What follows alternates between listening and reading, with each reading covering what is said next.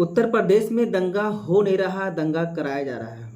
आखिर इसके पीछे मकसद क्या है ये तो जब पता नहीं चल पाया है, लेकिन हाँ, जिस तरीके से यूपी में दंगा को बढ़ावा दिया जा रहा है, दंगा को कराया जा रहा है, वो काफ़ी निंदनीय है। महाराजगंज के बहराइच में जो घटना होती है, उस घटना के मुख्य आरोपी, आपने सुना होगा कि वो मुसलमान था मुख्य आरोपी, लेकिन जो दंगा को मेन मकसद तो ले गया था, ये दो आरोपी है जिनके सामने आपको सामने वो दिख रहा होगा। यही दो आरोपी है जो वहाँ बहराइच में लगातार कई घरों को जला दिया गया, कई दुकानों को फूंक दिया गया, आग के हवाले कर दिया गया। आखिर ये यूपी में चल क्या रहा है? दैनिक भास्कर के हिडन कैमरा ने जो रिकॉर्ड किया है, वो ऐसी जो बातें जो कह रही जा रही है, जो आपको सुनने तो आप दंग रह जाएंगे।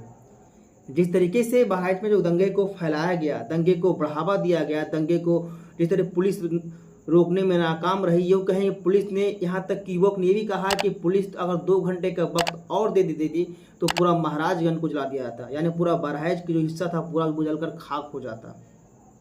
आखिर यूपी में चल क्या रहा है, पहले इस वीडियो को देखिए आप। कुछ ऐसा रहा हो महाराजगंज में कल तो थे। हाँ कल थे। फूके उके थे कि नहीं? हाँ एजेंसी जल गई 2। तुम लोग फूके हो? और क्या, लोग जनता पूरी पागल हो गई कि अब एक बार मुसलमानों को गिरा देना है, क्या समझो। तो कई बंदे थे। हाँ। अब कोई हम जरूरी थोड़ी ना हम ही फूकेंगे, जिसका नंबर आ गया है वही फूक देगा। तो सारे पुलिस वाले हट भी गए, सारे हरदी थाने के थे जो हमारे क्षेत्र के, ये वहाँ मौजूद थे। अच्छा। मूर्ति में, ठीक। हाँ। इन लोगों ने गद्दारी की वहाँ। ये सारे सस्पेंड हो गए हैं, दूसरे आए। क्या नाम बताया? प्रेम मिश्रा। प्रेम मिश्रा। आपका? हमारा नाम सबूरी मिश्रा। सुना आपने किस तरह युवक ने कोलनामा किया है। इन्होंने कहा कि अगर थोड़ा वक्त पुलिस और हमें दे देती तो पूरा महाराजगंज को हम जलाकर खाक कर देते।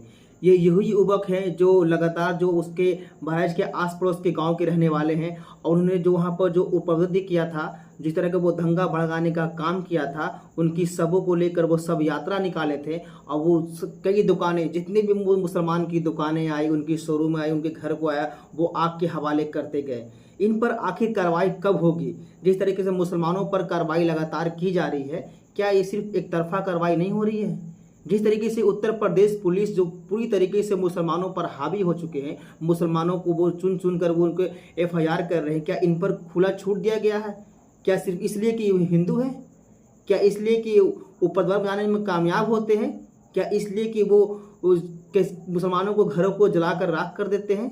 आखिर ऐसा कब तक चलेगा? इतना ही नहीं, वहाँ के जो एक पुलिस वाले हैं, उन्होंने कहा, साफ तो कहा कि यहाँ के जो विधायक जी हैं, उन्हें तो उनके यहाँ बगैर पत्ता तक नहीं लगा, इतनी बड़ी दंगा कैसे हो गई। ये वही BJP विधायक है जिनको इशारे पर वहाँ पत्ता तक नहीं हिलता है, लेकिन वहाँ दंगा हो जाती है। सुनिए क्या कह रहे हैं पुलिस वाले। शासन उनकी बिल्कुल तबाह है।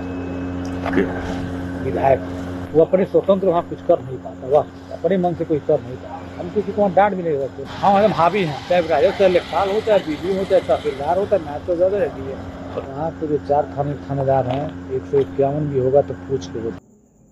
भैया विधायक जी हैं, विधायक जी के आगे पत्ता तक नहीं हिलता। ये पुलिस वालों ने जो कोलनामा किया है, इनकी पहचान दैनिक भास्कर ने नहीं बताई, लेकिन हाँ, यहाँ तक ये भी कहा गया कि पुलिस वाले इस साफ तौर से बता रहे हैं कि उनके बगैर यहाँ एक पत्ता तक नहीं हिलता। यहाँ के 4 ऐसे जो गाँव हैं जहाँ पुलिस चौकियाँ हैं, जहाँ पर थाना है, उसमें उनके बगैर के FIR तक दर्ज नहीं होती है। इनसे BDO, वहाँ के SHO सभी डरते हैं। आखिर उनका दबदबा है, वो दबंग है भाई, क्योंकि विधायक है। और जिस तरीके से वहाँ माहौल को क्रिएट किया गया, उस विधायक ने यहाँ पर उसके बगैर जब पत्ता नहीं हिलता, फिर दंगा कैसे हो गया? सवाल बहुत है, लेकिन इन सवालों को जवाब देने के लिए कोई नहीं है। जिस तरीके से उत्तर प्रदेश में लगातार हिंसा को बढ़ावा दिया जा रहा है, इनके पीछे आखिर मकसद क्या है? क्या इनका असर सिर्फ आने वाले चुनावों पर है, या फिर जो उत्तर प्रदेश में जो चुनाव होने वाले, क्या उन पर ही नजर डालता है? ऐसे कई सारे सवालों को यहाँ पर दागदार कर दिया गया है। जिस तरीके से उत्तर प्रदेश पुलिस को नाकामी रही इस दंगे को रोकने में, और इतना ही नहीं, जब वहाँ के जो अभी जो तत्कालीन जो प्रभारी हैं, उन्हें जो जिस समय दंगा हुआ था, जो दंगा को कंट्रोल करने में थे, उनका तत्काल सस्पेंड कर दिया गया है। लेकिन उस सस्पेंड अफसर का बात आप सुनिए कि वो किस तरह बात कह रहे हैं। वो कह रहे हैं कि वहाँ पर हाथ हिलाकर दंगे को भड़काने का इशारा हुआ था, यानी कि वो हाथ दिखाकर दंगे को भड़काया गया। उनकी आप खुद कॉल रिकॉर्ड सुनिए, जो दैनिक भास्कर के संवाददाता जो बात की उनके माध्यम से आप सुनिए किस तरीके से वो एसएचओ कह रहे हैं। हम दृष्टिया यही बात आई जब कि मैंने कहा कि पूछा कि क्या हुआ यहाँ, लोगों ने ये बताया कि हमको ऐसे हाथ हिलाए। देखिए मान लो अगर जैसे बाय किया जाता है हाथ हिलाए, तो इसमें बहुत कोई ऐसी इशू नहीं है कि अगर केवल हाथ हिला के आदमी ऐसे किया, लेकिन अगर आपको आपत्ति, आप जो तहरीर दीजिए, मैं उस पर मुकदमा लिख के मैं अगली कार्रवाई कर दे रहा हूँ। चीजें नॉर्मल थी, 15 का आसपास मूर्ति थी, कोई दिक्कत ही नहीं थी किसी बात। सुना आपने, एसएचओ साहब कह रहे हैं कि वहां पर हाथ हिलाकर दंगा को भड़काया गया था। आखिर इनके पीछे क्या मकसद थी? आखिर वो करना क्या चाहते हैं? क्या देश में सांप्रदायिक माहौल को पैदा करना चाहते हैं? क्या देश में हिंदू मुसलमान को लड़ाना चाहते हैं? क्या वहाँ सरकार आखिर ऐसा क्यों कर रही है? क्या सरकार की गलती है या फिर पुलिस प्रशासन की? जिस तरीके से युवकों ने अपना कबूलनामा किया है कि वहाँ को पुलिस ने उनको साथ दिया, उनको 2 घंटे का समय दिया, पूरे महाराजगंज बहराइच में जिस तरह के दंगा को फैलाया गया, दुकानों को जलाया गया, उनकी सारे हदी को पार कर दिया गया, उनको 2 घंटा का समय दिया गया था, लेकिन उनके साथ गद्दारी हो गई क्योंकि पुलिस वालों ने उन पर कार्रवाई करना स्टार्ट कर दिया। लेकिन वहाँ से तो भाग चलते हैं, उन पर कोई भी कार्रवाई नहीं होती है, वहाँ भगा दिया जाता है और पूरे महाराजगंज में मुसलमानों को चुन चुन कर उनका हिसाब लिया जा रहा है। आप उनको कहा जा रहा है कि दंगा भड़काने में सबसे बड़ा योगदान आपका है।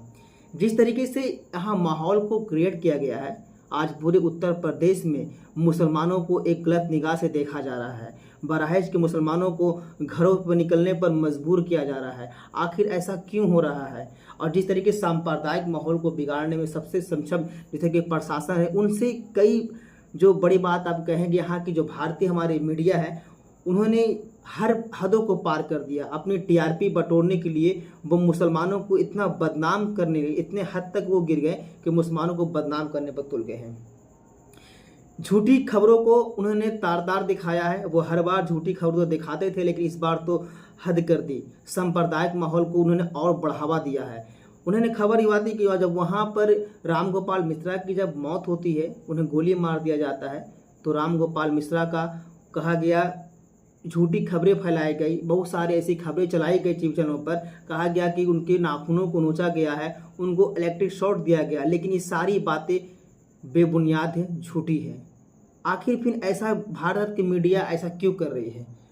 बड़े बड़े एंकर सुधीर चौधरी, बहुत बड़े, क्या नाम बताया आपको, ऐसे बहुत बड़े बड़े हैं जो अपने आप को नंबर 1 कहते हैं, आज वो झूठे में नंबर 1 है। जिस तरह के वो झूठ का प्रोपेगेंडा चला रहे हैं, जिस तरीके की वो झूठ की नदियां बहा रहे हैं, वो सब क्या होगा? इस देश में सांप्रदायिक माहौल को बिगाड़ने में सबसे अगर अहम योगदान है तो वो है भारत की मीडिया का। जिस तरह अपने पूरी तरीके से ऐसे उतर गए हैं इस चीज़ पर, जिस तरीके से कोई कल्पना भी नहीं कर सकता है। खैर, इन सब सारे सवालों को है कि आखिर मुसलमान पर जुर्म कब तक, उत्तर प्रदेश में मुसलमान पर जुर्म कब तक होता रहेगा, कब तक होता रहेगा? योगी सरकार से ये साथ अपील की जाती है कि आप जिस तरीके से मुसलमानों को आप टारगेट करके उनको कार्रवाई की जा रही है, आप एक तरफा ना देखें। दो पक्षों में जो लड़ाई होती है वो दोनों तरफा की कुछ ना कुछ घटना होती है। घटना सामने आई है, लेकिन अगर ही सोचिए कि अगर कोई मुसलमान का एक भीड़ होता, आपने कई बार देखा होगा एनआरसी में या फिर और भी कई मसले में, जब हमारे मोहम्मद सल्लल्लाहु अलैहि वसल्लम का कुछ बातें टिप्पणी होती है तो हम लोग रैलियाँ करते हैं, आंदोलन करते हैं, तो उनमें मुसलमानों को अरेस्ट कर लिया जाता है, उन पर FIR किया जाता है। लेकिन आज जब राज्य में इतनी बड़ी घटना हो गई, उस भीड़ पर आखिर काबू क्यों नहीं किया जा रहा है? उस भीड़ को आखिर चिन्हित क्यों नहीं किया जा रहा है? उस भीड़ को आखिर अरेस्ट क्यों नहीं किया जा रहा है? क्या रीज़न है? क्या वो सिर्फ इसलिए कि वो हिंदू हैं? आखिर मुसलमान को ऐसा क्यों किया जा रहा है? सवाल बहुत हैं, लेकिन इन सवालों को आखिर जवाब कब तक देगी सरकार? सरकार से जिस उम्मीद थी वो उम्मीद पर नहीं टिक रही सरकार। और वहाँ के प्रशासन जिस तरीके से कार्रवाई कर रहे हैं, वो सब सरकार के निर्देश अनुसार कार्रवाई कर रहे हैं। जिस तरीके से मुसलमानों को जो नोटिस दिया जा रहा है, उनको FIR किया जा रहा है, तरह तरह की बातें। खैर, फिलहाल आज के लिए इतना ही। फिर मिलते हैं आपसे अगले वीडियो में। तब तक अपना ख्याल रहें, सुरक्षित रहें। इससे पहले आप मेरे चैनल पर अगर नए हैं तो मेरे चैनल को सब्सक्राइब कर लें, ताकि आपको इस तरह का वीडियो मिलता रहे और आपको देश की खबर को जानकारी मिलती रहे।